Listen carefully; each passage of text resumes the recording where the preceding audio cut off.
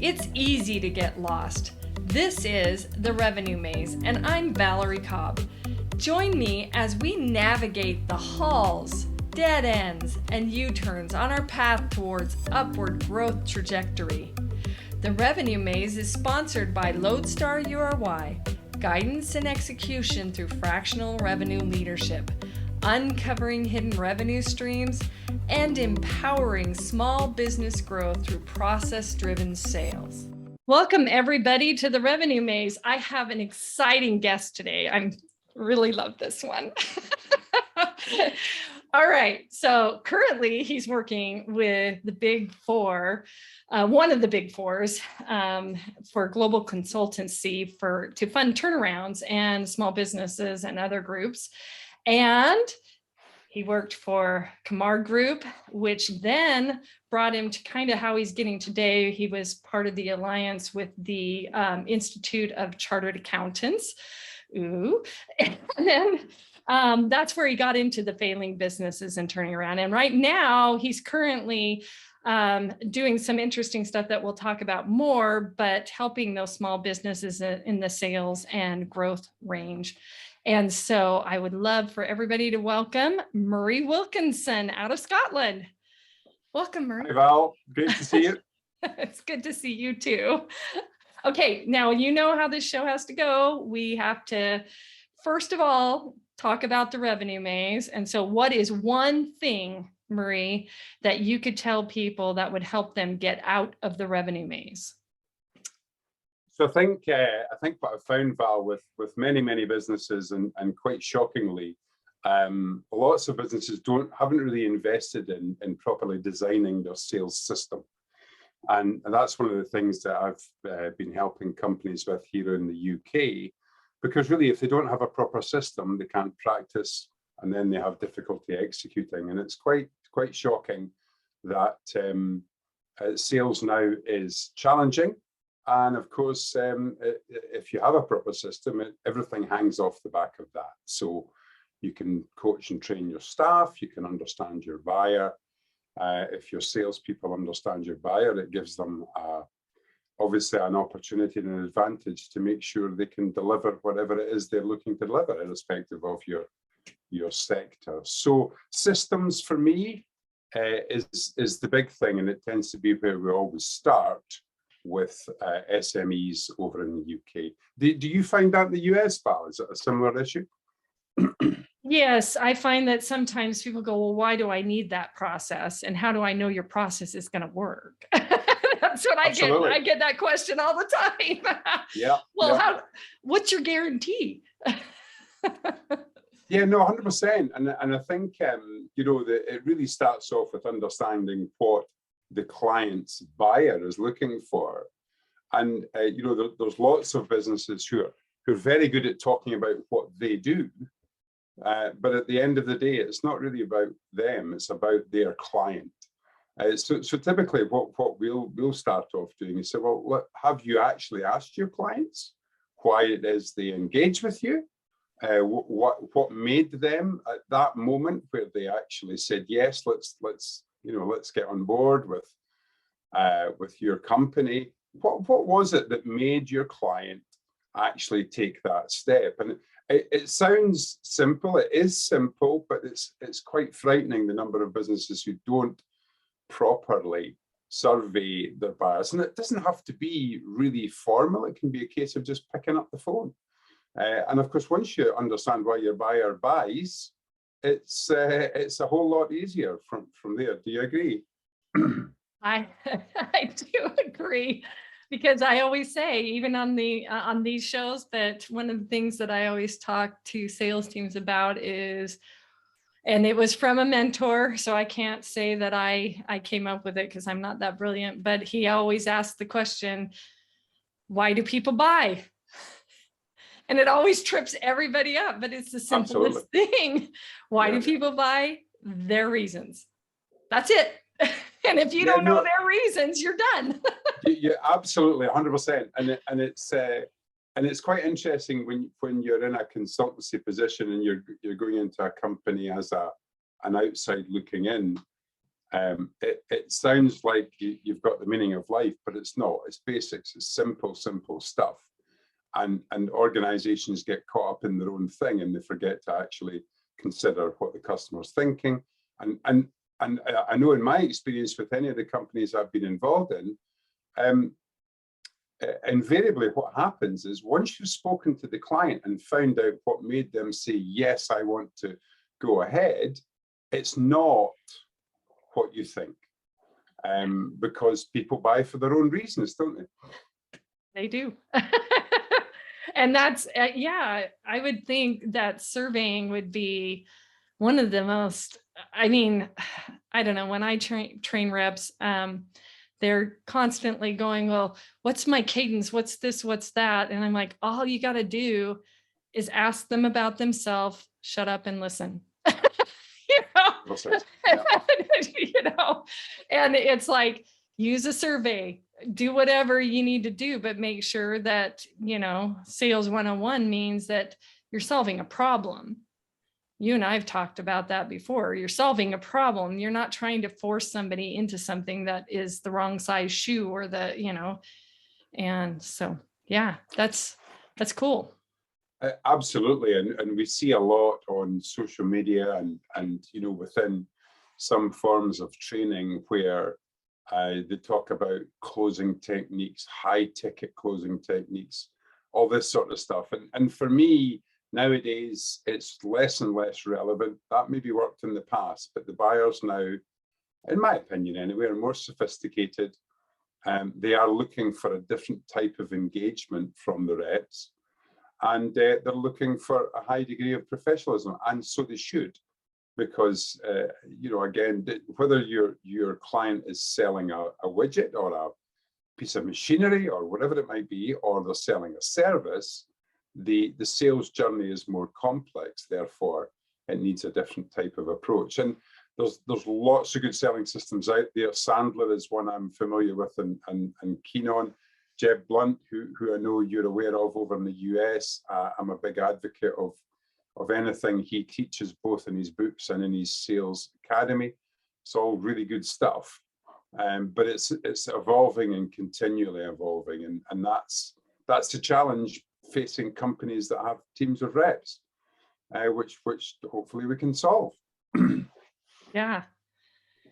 So, you know, it's as simple as asking and surveying, yet it is so complicated all at the same time because of human nature, is what I'm hearing you say, because at the same token, because they buy for their reasons, it's kind of almost like you need a divining rod to figure out what their reasons are if you're not going to listen. 100%. Yeah, no, absolutely. I think that the way I kind of put it across to the reps that I'm involved with at the moment and have been in the past is it's, you know, when you first start chatting or talking to your potential client, you're actually assuming the mode of a doctor almost. You're trying to work out what the diagnosis of their problem is, and again, it's about being open and transparent, because your customer will react well to that, and genuinely being interested in you know, where their result is, what works for them, and it in often cases, in fact, I would go as much as to say 70 to 80% of cases, it's not what the rep thinks. And if you don't ask, shut up and listen, you'll never find out. And you see reps, you know, inexperienced reps doing that all the time. Yeah. Well, I think there's a stat in the United States that I'm probably remembering wrong. So please, anybody listening, don't quote me on it, but it's astounding. But, you know, less than 50% of the reps that are in sales should be in sales. and I think it's like 1 in 8 can actually close, or something really, really low. You know, I don't remember where the stat is. I'd have to have it in front of me, but it's a low number. And when you start talking about surveying and listening to the customer, I think that's part of it. But revenue ties into marketing. It ties into, more than just a B2B sales team. And in fact, some of them aren't even B2B, don't need a B2B sales team, And so if a lot of times I was interviewing a customer this morning and we were talking just a little bit, can you tell me if my product is even worth being out there? And sometimes it starts there too, so that survey is it's a very important tool, I think, for sure. So Marie, let's talk just a little bit. I introduced you, you have this amazing experience. How did you get kind of from where you are to what you're going to be doing today? And I know you have some great nuggets about that as well. Why are you in this racket? I think, no, it's a really good question. And I think really, when I go back to when I first started in sales, which was probably in my early 20s when I came out of university, and I liked it because it's a people game, and the people game works for me. I like, for example, last 2 years during COVID was tough because, the in-person meetings were all but gone. And okay, yeah, we can do this on Zoom, and it's great, and it's broken down boundaries, which I think is fantastic. But still, we are people, and from the point of view of what I did, I started off in corporate finance, leasing for both businesses and individuals. Obviously, then we had our alliance with the Chartered Accountant Institute, which was great. That there's never been a more unlikely sales team than a team of accountants, and I think that's a global thing. I don't think that's just a UK thing. But from that point of view, they're probably the toughest clients you'll ever have, because they're pure logic based, as you know. But once you're connected with a team of accountants, it certainly helps for sure. So really for me, sales was always a people game, and that was what I enjoyed. So it was always a natural fit. And then, of course, as my career progressed, when I was myself and a senior finance director would go into an organization who were having trouble. I would look at operationally. The FD would look at the finances. I used to call them my conscience, and that was how we affected turnaround. And it really is just fundamentals, and everything, irrespective of how complex sales is becoming. Lots and lots are not looking at the fundamentals, and it has to start from there for sure. That's certainly what I've found works over here in the UK for sure. Yeah. Well, you joined the crazy group, the group that they rank themselves as the bottom feeder half the time. Absolutely. Try to get head trash out of that. And I love that it's people. You actually get to interact with people. I even on this podcast, I get so excited about them because I learned so much about people, and it's exciting. So when we talk about exciting, so what do you see in economics or in just the wave of the future? What do you see happening out there, and what are you excited about? So no, great question. So I think in particular, the thing that I see as exciting going forward is the change that's come across or come upon us so quickly because of the pandemic, the new technologies that are evolving in such a rapid rate, the whole climate agenda, which is global. It's not about UK or US. It's a global agenda. And how people are transitioning so quickly. For example, I've got a bit of experience in oil and gas and automotive. And if you look at those two sectors specifically, the innovation that's coming is coming thick and fast. In fact, I was chatting to a client at the weekend. I was up watching a rugby match, and him and I were standing next to each other. We got chatting, and he was talking about the opportunities in wind and wave power.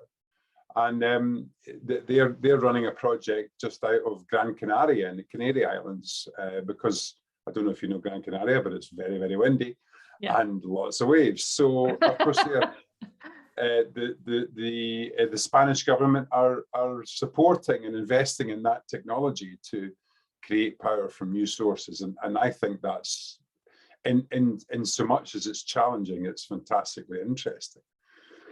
And then the other thing I came across just last week, actually speaking to one of our oil and gas clients in the north of the UK, they were talking about oil and gas is still there and will still be there for a long time, because we do have this tremendous reliance on it.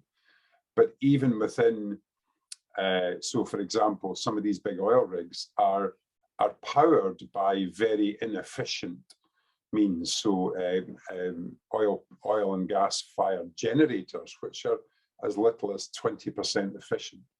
So of course, there again is another opportunity to innovate and find out a solution for that. So I find the innovation really exciting. I think, it's the pace now that I think has lots of challenges as companies try and keep up. New starts come into the market, need support, need funding.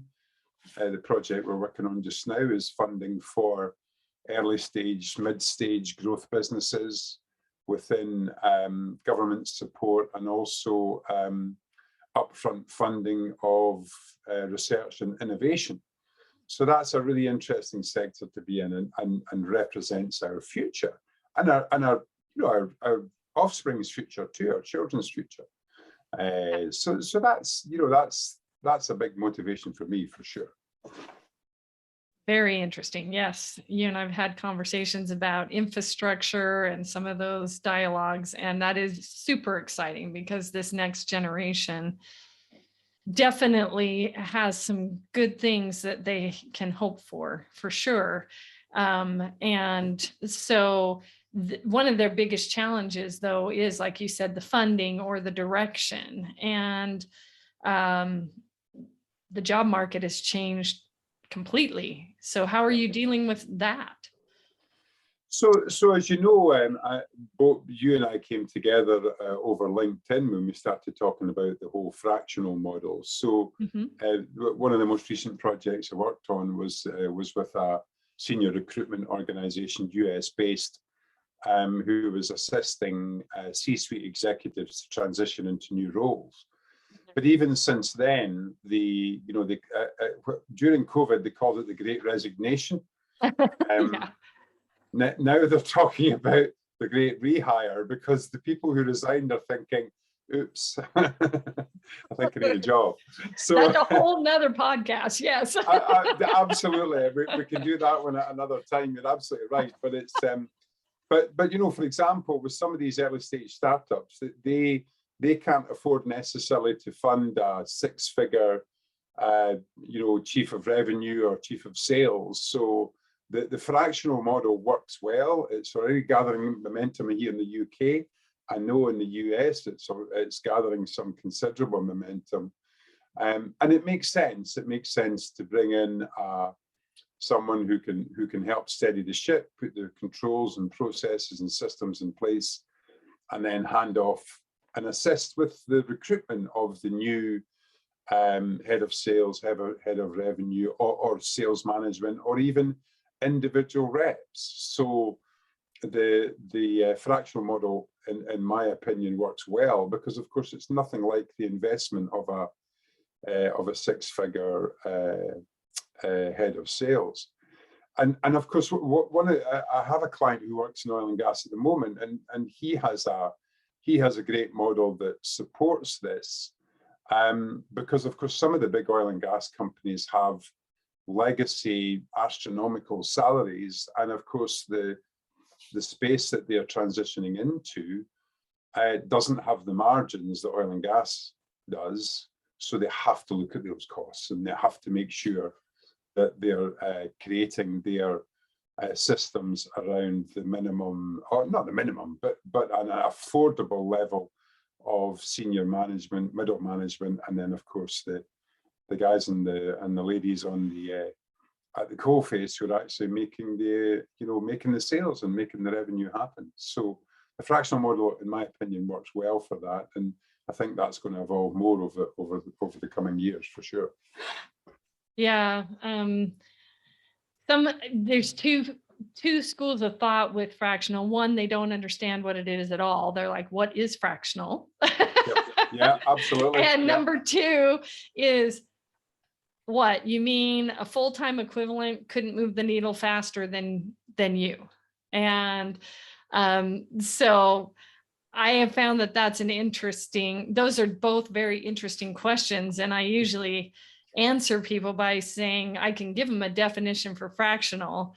Moving the needle depends on what they can afford and what their talent pool is and who's actually going to do it, right? So that one's a little bit messier. And you've been in finance, so there's times where it's like, I think the guys from Sales QB, Jim from CEO Focus, he runs that because I'm part of Sales QB for the sales management portion of what I do. But anyways, and he used to say, there's steak and there's steak, right? And a $50 steak is not a $10 steak. And we all know that when we taste it, right? So the question that,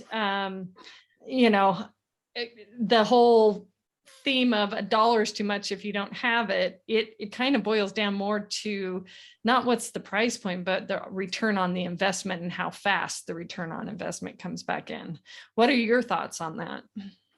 So I think no, it's a fair comment, but ultimately a good manager manages. He doesn't necessarily get into the weeds, and a good manager there is to lead and help the team to perform at their best. So and that's why, again, in my experience with the fractional model, yes, okay, so in the first months there's maybe a higher level of involvement until the team is working at optimum. But ultimately, you have to focus on execution because ultimately that's what brings in the dollars. So, and that's down to the team. And as you well know, it can be very variable in terms of when you go into an organization, what's the team like? How do they react to someone new coming in? How is that transition managed? And that comes from the top. That comes from the owner, founder, chief exec, whoever it might be. So of course they need to be on with the model to make it executable. And I think that's where one of the things I like about the double approach that you and I have talked about before, in terms of someone looking at revenue come finance, someone looking at operations.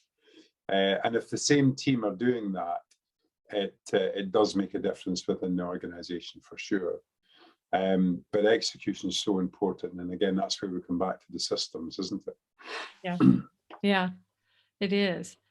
So Murray, what do you like to do for fun? I know a little birdie told me that you went to Andre Rieu the other weekend and you waited a long time to get there, but what else do you like to do? Well, do you know that? Well, there's the story. So the tickets for that were bought on the 26th of December, 2019. So and that's probably the longest I've ever bought a ticket and waited for the concert. The concert was fabulous. So I like classical music. I actually like all types of music.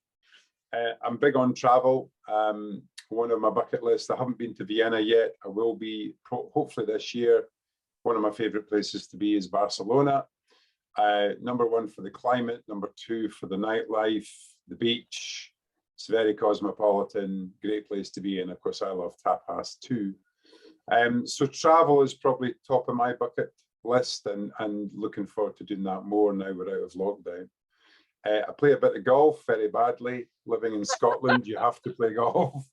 I'd be worse because I'm a tennis player. Oh, well, there you go. There you go. So I live next to some of the best golf courses in the world in Scotland, which is amazing. And cycling, I like to try and keep fit. Again, I've got a bit of work to do after lockdown to improve that area of things. But we're all the same. That's a global thing for sure. And I've got a big family. I've got 4 kids who at various ages from 14 up to 27. And they're forging their way, and I love to support and help them. And they're all doing good and enjoying the new opportunities that my oldest girl is a designer and extremely talented. My 2 boys are at university, and my smallest girl is just at school. So there's a fair age range there, and that, of course, keeps me busy, as you can probably imagine. Yes, definitely. So tell me, Val, what about you then? So I know your background, you had some background in heavy machinery. I know you're doing the fractional piece at the moment with construction, with PR, and so on. So how do you find that in comparison to the heavy machinery industry? That must be a big change. Well, manufacturing is, it is. They're just, people will say sales is sales, but I'm a big fan of challenger methodology, and selling ideas are 10 times harder than a widget to me because people can see it tangible. And so for me, I just think that in sales, period, I've always had what I call ADD. I love, and not really, but and hopefully that wasn't politically incorrect, but at least my attention span is what some people will call a gnat. I'm kidding. I actually am a long distance runner, so my attention span is okay that way. But absolutely. Anyways, I love, like you said at the beginning of the show, I love ideas. I love the future. I am a sci-fi geek, and because I'm a sci-fi geek, I like seeing how companies are solving challenges that are making lives better in the future. And I like to see those companies succeed. So yeah, construction, heavy equipment, real estate appraising, tax and accounting, SaaS, actually, and enterprise. I had a recruiter one time say, you don't really have SaaS or enterprise. And it's like, yeah, I didn't really set it out and say SaaS and enterprise on a LinkedIn algorithm. And then, I love the PR company that I'm working with. I'll give them a shout out right now, Johto PR, because they are disruptive in how they do how they do PR. And a lot of times in the revenue process, people forget that PR makes marketing and sales jobs easier.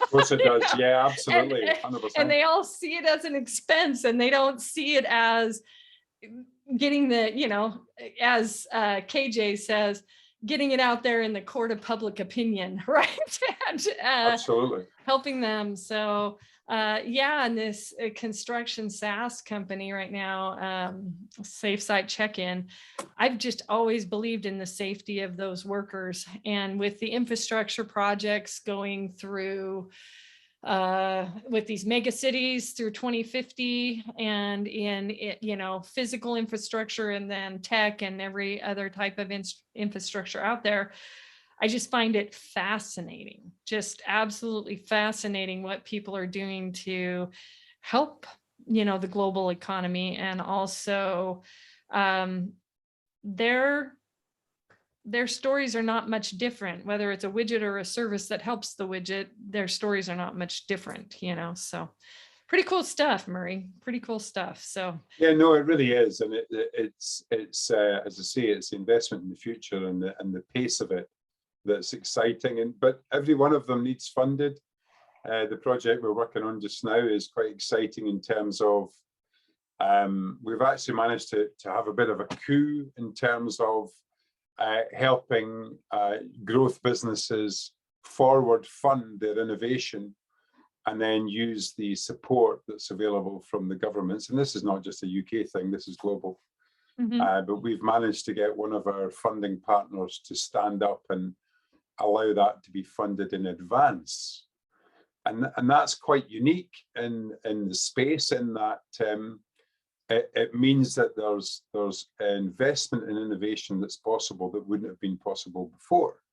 Yeah. because typically they'll fund it with maybe VC money or private equity money, and then of course that will be paid back with the grants and support that come from other means. But of course, when you're able to fund it in advance, it makes a whole lot of things, whole lot of more things possible. So that's a project that we're super excited about. We only got the news of that last week. Oh, good. And I'm just starting to reach out on LinkedIn to people in my group who are in that sector, in terms of lots of different types of businesses, but a lot of them are in the innovation space. So whether it's games designers, software, engineering organizations, people looking at big infrastructure for example, the EV market over in Europe and the UK. So funding's so crucial for all of that. So that's taking a lot of our time just now, but the doors are opening, so it's all good news. Yeah, that's an interesting thing because I know, and not very many people know this, but even in the United States, and I'm sure it's similar when you're talking about grants and funding, but even for the revenue teams themselves, a lot of the governments have specific funding set aside for training employees, including sales, that actually pays for part of what you and I and everybody else are doing if it's set up right. In the United States, it's individual states that those governments choose what that's going to be. But it sounds somewhat similar, just grants, period, for innovation and keeping people up to speed. And it brought to mind, I was also in what we called healthcare, kind of the Amazon delivery system of healthcare, but with a middleware platform at one point. And one of I love her to death, to pieces. I always say this. Her name's Gail Lindsay, and she was with Kaiser Permanente. And in the United States, we were going through a sort of shift in fee for service versus value-based healthcare, meaning that you treated the whole body, not just that. So they did a lot of preventative care, and she was with Kaiser Permanente, which is a big organization over here. And she was one of the doctors, and his name, all of a sudden my brain is blank, but she quoted it all the time, is quality of life. Isn't that what we're all in this for? Definitely. And I mean, that's not just healthcare. That's all the things that you have been talking about, right? Different energy sources, different when we talk infrastructure, we're talking about roads and bridges as well as financial infrastructures and all of those things globally. And you're talking about the health and well-being for these companies that are innovative and able to get that funding to help make the global way of life better. Isn't that what we're in it all for, right? I mean, that makes sense. 100%. And it's taken the reset in the last 2 years for people to actually step up and say, well, okay, hold on. So maybe working 12-hour days is not the right way to do. Maybe investing in spending time with the kids. It's interesting over in the UK. There's a big shift happening at the moment, and especially in the big cities. I was following a LinkedIn post this morning, and there was a lady who she took a photograph of her and one of our friends, and they were heading into work on the tube, and they were all just squashed in like sardines. And of course, the dialogue in the LinkedIn feed was interesting because people were challenging that now, where more than 2 years ago we took 12-hour days and rushing in and rushing out and working so hard that really all you can do at the weekend is recover. We took that as a badge of honor, but now people are challenging, especially the younger generation. For example, my kids in their 20s are saying, no, we don't want to do that. We want to go skiing. We want to have a weekend. We're happy to work. And of course, the opportunities that hybrid working has given has, in my opinion, been fantastic, because, you know, dads and mums are getting to see their kids when they're young, and all those key dates, like when they first walk, when they first talk, that days gone by, that was down to the daycare. They were the ones that got that benefit, not necessarily the parents, you know. Yeah. So these are big changes that have been brought about, and I think to the positive. How is that coming? How is that working in the US, Val? How are you seeing that? You know, it always comes with mixed bags with the way that the US rolls, but I mean, I try to take Fridays off because I'm so tired by the end of it, you know, and I think that the companies are trying to help with quality of life more, partially from the cultural shifts from the younger generation, as you mentioned. Pendulums tend to swing all the way one way, and then we get kind of in the middle ground for it. But yeah, I don't think anybody sets out going, I want to work myself to death, and then when I retire, I just die, right? I mean, that's nobody says that's my goal, that's my 5-year plan, right? So, yeah, absolutely not. So, you know, and it's always refreshing, you know, learning from history and then learning from the excitement and the exuberance of youth, right? As what they have to say and how they see things. I mean, they're not creating the computer from scratch anymore, so it's just different now, right? But yeah, now that they already have that basis, they're able, and that's just an example, not completely, but they're able to build on what you have been doing or what those who have gone before. And yeah, their eyes are open. Hey, we want quality of life. You know, we don't want the show on TV that says we worked 50 hours in that 24-hour period. You know, yeah, I mean, absolutely. And I know in the past I've done, you know, my full-time equivalents. 17-hour days were definitely there. They were part of my life. And no, I don't want that any more than anybody else, you know, and my employees, I don't want that with anybody either. You know, I want an honest integrity type situation with good effort at work, one you are working. But yeah, no, I think it's very important. And that's where I also feel like the fractional rise helps, because some of these guys, to get up to speed fast enough to help some of these small companies, it will take a toll on a learning curve. You know, one guy told me today, you know, 4 years to get there, you know, where they didn't have 4 years to get there. So it's helpful, but yeah, anyway.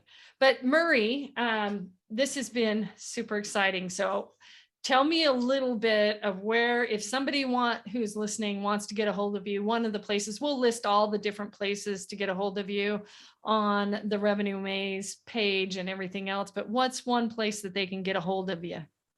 Probably LinkedIn's the best for me, Val. So if they search Murray Wilkinson on LinkedIn, I'll come up. And obviously the project I'm working on just now is with these innovation companies in the tax credit space, but that's just a project I'm working on just now. But feel free to reach out and connect on LinkedIn, and we can get into dialogue. And if there's anyone needs any help or thoughts or opinions on what's best to do, what's not to do, I'm not saying I always have the right answers, but I'm certainly happy to try and give some support for sure. So be delighted to connect for sure. All right. Well, there you have it. Another episode of the Revenue Maze with Murray Wilkinson this time. And it was super fun. Thank you so much for listening. And thank you again, Murray. It was wonderful. Thanks again, Val. Great to see you. Thank you all for joining another great episode. For show notes, links, and resources, visit revenuemaze.com. And never forget, you are why.